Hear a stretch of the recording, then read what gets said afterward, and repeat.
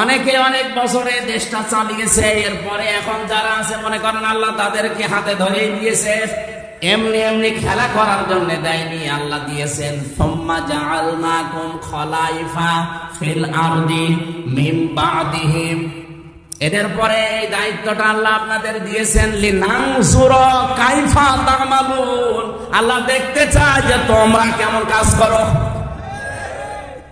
50 বছরে কেউ তো আল্লাহর আইনগুলো একটাও প্রতিষ্ঠা করলো না।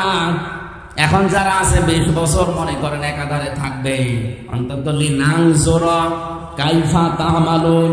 এরা কি কাজ করে আল্লাহর আয়াত নিয়ে, আল্লাহর কোরআন নিয়ে, আল্লাহর বিধান নিয়ে খেলাফতের দায়িত্বটা খলিফা হিসাবে কেমন করে পালন করে, এটা আল্লাহ দেখতে চান। আর ক্ষমতার মালিক আল্লাহ বলার পরে আল্লাহ ছেড়ে দেননি। আল্লাহ পরের শব্দ দেখেন, তুযিল্লু মান তাশা ওয়া তু'ইজ্জু মান তাশা বিয়াদিকাল খায়র ইন্নাকা আলা কুল্লি শাইইন কাদির। আল্লাহ কাউকে ক্ষমতায় বসিয়ে সম্মান বৃদ্ধি করে দেন, আর কাউকে ক্ষমতার চেয়ার থেকে নামিয়ে তাকে বেইজ্জতি করেন। এই আয়াতের ভিতরে কিন্তু তাফসীর আমি এটা পাইনি যে ক্ষমতা দিলে তাকে সম্মান দেওয়া হয় না। অনেককে আল্লাহ ক্ষমতায় বসিয়েও জুতা পিটা খাওয়াইছে।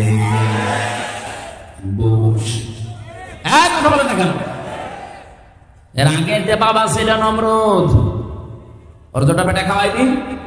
সুতরাং ক্ষমতা পেয়ে লাভ দেওয়া যাবে না। অনেককে আল্লাহ ক্ষমতায় বসিয়েও বেইজ্জতি করেছে, কারণ ক্ষমতার চেয়ার আর ফাঁসির চেয়ার পাশাপাশি। এজন্য এখানে থেকে আমাদের উল্টা পাল্টা লাভ দেওয়া যাবে না। খলিফার দায়িত্ব কেমন করে পালন করা লাগে, এক একটা কথার ভেতরে আমার মনে হয় লক্ষ লক্ষ কথা লুকিয়ে আছে। যত গবেষণা করবেন, যত টান দেবেন, নতুন তথ্য পাবেন আপনি। হযরতে ওমর আমাদের পূর্বপুরুষ, তিনিও খলিফা ছিলেন নাকি ছিলেন? বলেন বলেন। খলিফার দায়িত্ব ন্যায় বিচার করা। কেমন ন্যায় বিচার করেছিলেন? তার সন্তান আবু শামার বিরুদ্ধে একটা মামলা হয়েছে তার দরবারে। হযরতে ওমর বাড়িতে আসার পরে দেখলেন আবু শামা খাবার খাচ্ছে। ডাক দিয়ে বলে, আবু শামা জলদি খেয়ে নাও, তোমার একটা বিচার আছে। যেই বলেছে ওর খাবার গেছে বন্ধ হয়ে। ডাক দিয়ে বলছে, আব্বা আপনি বিচার করেন, আমার আর খাওয়া লাগবে না। বাবাও যেমন সন্তান বানিয়েছিল এরকম, আর আমরা বাবাও যেমন সন্তান এরকম 2 নাম্বার। কথা বলা লাগবে। এমন সন্তান দুনিয়ায় রেখে যাচ্ছে, নিজে লাল পানি খেত, আরে বাবা খায়। স্ত্রী জিজ্ঞাসা করছে, খলিফাতুল মুসলিমিন কি হয়েছে? বলে, একজন মেয়ে লোক এসে আমার দরবারে বিচার দিয়েছে, তার নাতিকে নাকি আমার ছেলে ধর্ষণ করেছে। হযরত ওমরের স্ত্রী কথাটা শোনার পরে বিচলিত হয়ে পড়লেন। চিন্তা করলেন, এ তো স্বাভাবিক মানুষ না, কোরআন দিয়ে আল্লাহর আইন ছাড়া তো বিচার করবে না। সঙ্গে সঙ্গে মিটমাট করার জন্য পেছনের দরজা দিয়ে চেষ্টা তিনিও চালিয়েছিলেন। বলছিলেন, টাকা পয়সা দিয়ে অন্তত মেয়েটাকে ম্যানেজ করা যায় কিনা দেখেন, আমার যা আছে আমি সব দিয়ে দেব। ওমরের চেহারা লাল হয়ে গেল। তিনি বললেন, স্ত্রী তুমি কি আল্লাহর বিধান থেকে আমাকে সরাতে চাও? ছেলেকে ডাক দিয়ে বললেন, তোমার বিরুদ্ধে যে অভিযোগটা এটাকে সত্য? বলে, হ্যাঁ, বন্ধুদের পাল্লায় পড়ে নাবিজ খেয়েছিলাম, মাতাল হয়েছিলাম, দিকটা ঠিক রাখতে পারি নাই, মস্তিষ্ক বিকৃত হয়ে গিয়েছিল, এই জন্য আমি আবেগে পড়ে কাজটা করে ফেলেছি, দয়া করে আপনি আমারে মাফ করে দেন। হযরত ওমর সন্তানের দিকে তাকিয়ে বলে, বাবা তুমি আমার কাছে না, মাফ চাইলে আল্লাহর কাছে যাও। বিচার যেটা আছে আমি কোরআন দিয়ে করবই, কিয়ামতে আমি তোমারে বাঁচাতে চাই। প্রধান বিচারপতিকে ডাক দিয়ে, কাজীকে ডাক দিয়ে বললেন, বিচার শুরু করো। জল্লাদ আরম্ভ করেছে চাবুক মারা। 100টা চাবুক মারা লাগবে। সূরা নূরের ভেতরে আল্লাহ রাব্বুল আলামিন আয-যানিয়াতু ওয়াজ-যানি ফাজলিদু কুল্লা ওয়াহিদিন মিনহুমা মিয়াতা জালদা। জিনার যে বিচার ব্যবস্থা আছে, এই আয়াত পড়ার পরে শুরু হয়ে গেল। 80টা বেত মারা হয়ে গেছে, তাও চামড়ার চাবুক দিয়ে। সন্তান বেহুশ হয়ে গেছে, স্ত্রী এসে পা জড়িয়ে বলে, স্বামী আজকের মতো এর মাফ করে দেন, আগামীতে আবার কালকে বাকিটা মারবেন। হযরত ওমর বলে, স্ত্রী কোরআনের আয়াতের ভিতরে ওয়ানি কি নেই, হ্যাঁ মেয়াটা অজাল দানে, আল্লাহ যেহেতু বিরতি দেয়নি আমি কি করে বিরতি দেই? আমার মায়া কি আল্লাহর চাইতে বেশি? বাধা দিয়া না মারতে থাকো। 80টা মারার পরে মুখ দিয়ে রক্ত ওঠার পরে প্রায় মরার উপক্রম হয়ে গেছে, কিন্তু বাকিটা তো মারা লাগবে। মারা গেছে।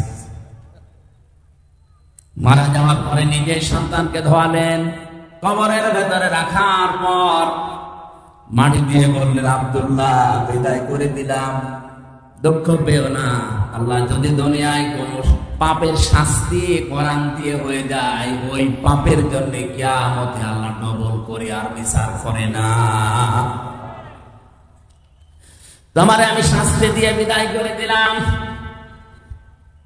বিচারককে বললেন, এবার আপনি চাবুক আমার হাতে দেন। চাবুকটা হাতে নিয়ে কবরের পাশে দাঁড়িয়ে বললেন, আল্লাহ মিয়াতা জালদা দিয়েছে, 100টা মারার জন্য আল্লাহর নির্দেশ ছিল, 80টা মারার পরে তো মারা গেছে, বাকি 20টা কে খাবে? কবরের পরে তিনি জোরে জোরে চাবুক মারা আরম্ভ করলেন, 1টা 2টা করে 20টা মেরে তিনি 100টা পরিপূর্ণ করলেন। কবরের মাটিগুলো 2 দিক থেকে ছড়িয়ে যাচ্ছিল। চোখের পানি ফেলে দিয়ে বললেন, রব্বুল আলামিন আমারও মায়া লাগছিল বাবা হিসাবে, তোমার আইনের দিকে তাকিয়ে আমি আর মায়াটা করি নাই। দুনিয়ায় এই আয়াত দিয়ে বিচার করে দিলাম, অন্তত সূরা নূরের এই 2 নাম্বার আয়াত যেন কিয়ামতে আমি ওমরের বিরুদ্ধে না যাই। এই মন মানসিকতা নিয়ে বাংলার যারা বিচারপতি আছে, বাংলার যারা প্রশাসন আছে, 1734 জন যারা দায়িত্বে আছে, এই মানসিকতা নিয়ে যদি আজকে থেকে এই দেশ চালান বা আনন্দ করে, আল্লাহর কসম দেশে খলিফার দায়িত্ব পালন হবে।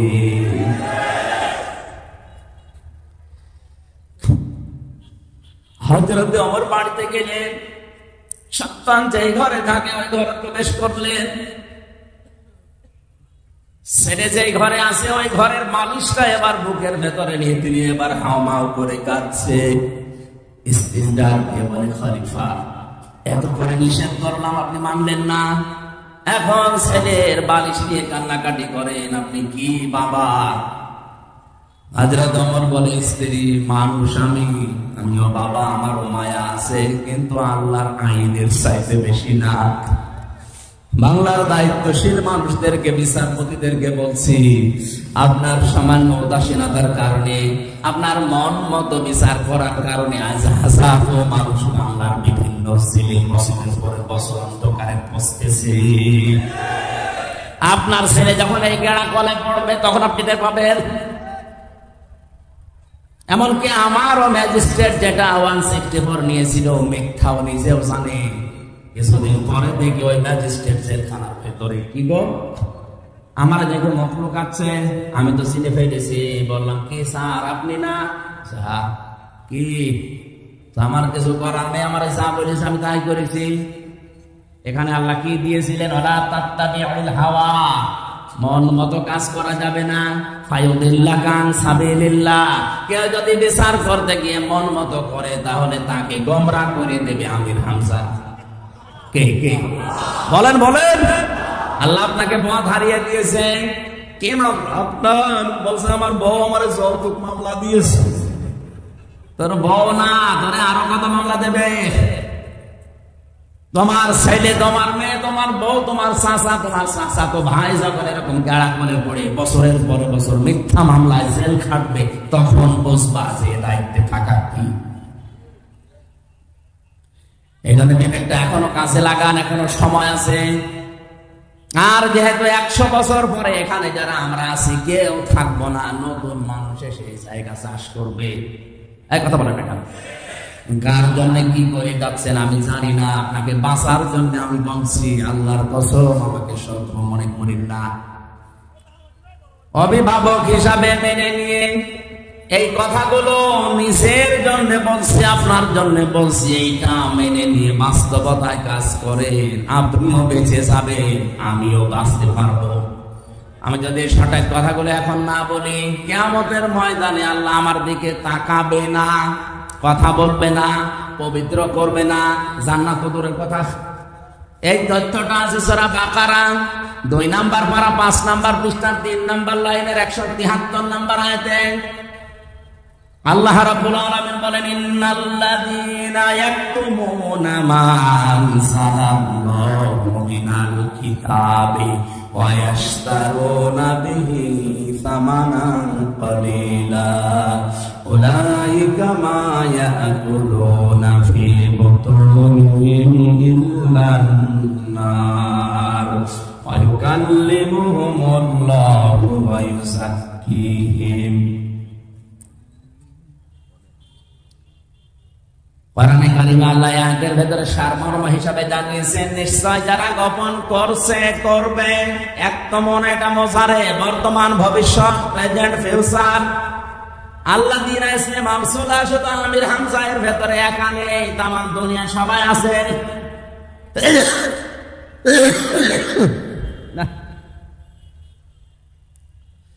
শরীর আসে সাপোর্ট করছে না, জোর করে তো মেশিন চালে না, এত জোর করে চালাতে গেলে হয়।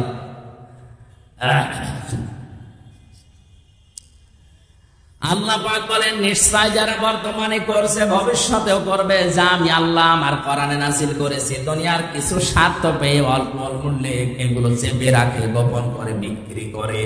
উলাইকা মা ইয়াকুলুনা ফি বুতুনিহিম ইল্লান নার ওয়া লা ইউকাল্লিমুহুমুল্লাহু ইয়াওমাল কিয়ামাতি ওয়া লা ইউযাক্কিহিম ওয়া লাহুম আযাবুন আলীম। কতগুলো শাস্তির কথা দেখেন। কিয়ামতের দিন আমি আল্লাহ তাদের সাথে কথা বলবো না, তাদের পবিত্র করব না, তাদের জন্য কঠিন আযাব আমি আল্লাহ রেডি করে রাখছি। এবং কি ওরা দুনিয়ায় যে হাদিয়া তোফা, যে বেতন ভাতা, যে নজর নিয়ে আসবা, এগুলো দুনিয়ার কোন সম্পদ না, সব জাহান্নামের আগুন। উলাইকা মা ইয়াকুলুনা ফি বুতুনিহিম ইল্লান নার, এগুলো আগুন ছাড়া আর কিছু না।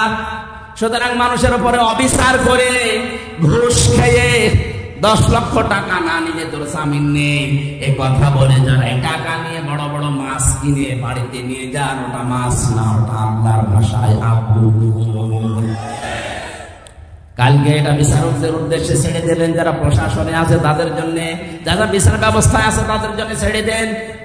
অন্তত ওদের মগজ যদি মাথায় থাকে, যদি হেদায়েত কপালে থাকে, আল্লাহর এই আয়াতটা যথেষ্ট। আর যদি হেদায়েত না থাকে, আয়াত না পড়া, কোরআন শরীফ গলিয়েও যদি খাওয়ান, অন্তত ফিরবে না। আল্লাহর কাছে দোয়া করছি, কামনা করছি, আল্লাহ যেন এই মানুষগুলোকে হেদায়েত দান করেন, এদের মন মানসিকতা দিয়ে ইসলামের দিকে ফিরিয়ে দেন। সরে পড়েন আমিন। আমার বন্ধুরা, দুনিয়ায় আল্লাহ আমাদেরকে পাঠিয়েছেন কি দায়িত্ব দিয়ে? খলিফা। বলেন বলেন, আরো জোরে বলেন। আমরা আল্লাহর জমিনে খলিফা।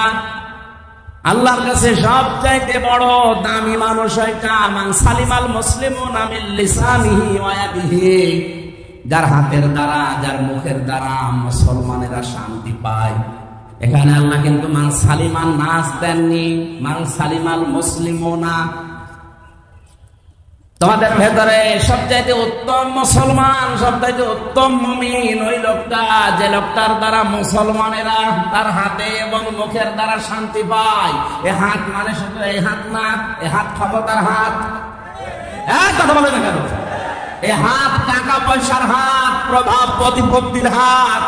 এ হাত হতে পারে লেসান মানে জবান, শুধু এই জবান না, ইশারা হতে পারে। অনেকে জবানে কথা বলে না, ইশারা দিলে 10টা লাশ পড়ে যায়। এরকম মানুষ দেশে আছে না নেই?